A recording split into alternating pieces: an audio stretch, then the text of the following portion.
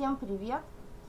Хочу с вами поделиться видео, как пройти авторизацию и регистрацию в 1990, потому что как исчезла кнопка «Отправить контактные данные». Сейчас я вам покажу, как это нужно сделать.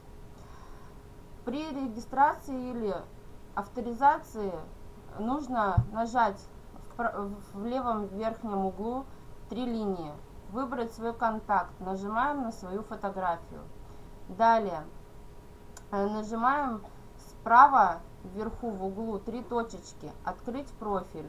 Затем видим написать сообщение и отправить контакт.